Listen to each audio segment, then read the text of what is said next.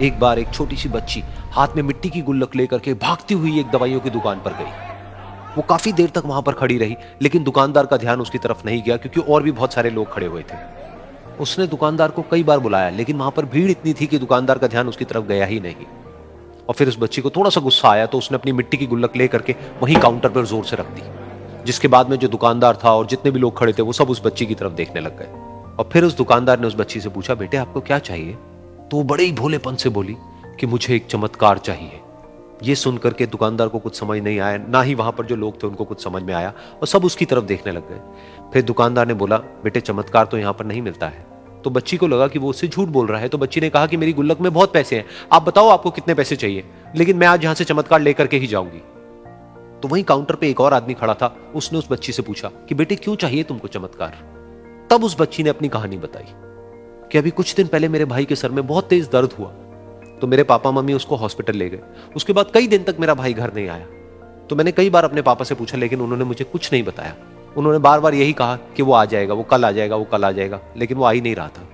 तो मैंने देखा कि मम्मी रो रही है, और पापा मम्मी को कह रहे थे कि उसकी दवाइयों के लिए और उसके इलाज के लिए जितने पैसे चाहिए उतने मेरे पास में नहीं है, अब उसको कोई चमत्कार ही बचा सकता है।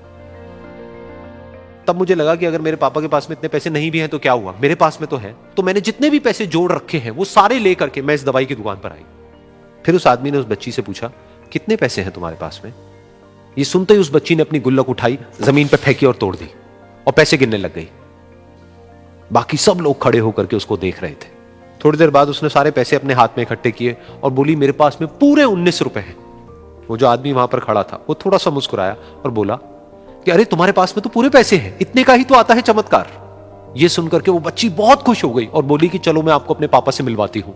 बाद में पता लगा कि वो आदमी कोई आम आदमी नहीं था, बल्कि एक बहुत बड़ा न्यूरोसर्जन था, और उसने सिर्फ 19 रुपए में उसके भाई की सर्जरी करी, और कुछ ही दिन बाद वो ठीक होकर के घर वापस आ गया। फिर कुछ दिन बाद वो बच्ची, उसका भाई, उसके पापा, उसकी मम्मी चारों एक साथ बैठे हुए थे और बात कर रहे थे। तो उसकी मम्मी ने उसके पापा से पूछा कि अब तो बता दो ये चमत्कार आपने किया कैसे?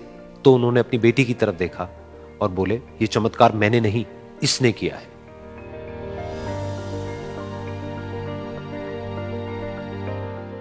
तो यहां पर एक बहुत बड़ी बात है जो हम उस छोटी सी बच्ची से सीख सकते हैं कि जिंदगी में कभी कभी ऐसा होता है कि हमको कोई रास्ता नजर नहीं आ रहा होता है और हम लोग हिम्मत हार जाते हैं। तब हमारे अंदर एक बच्चा होता है जो कोशिश करने से कभी भी पीछे नहीं हटता है।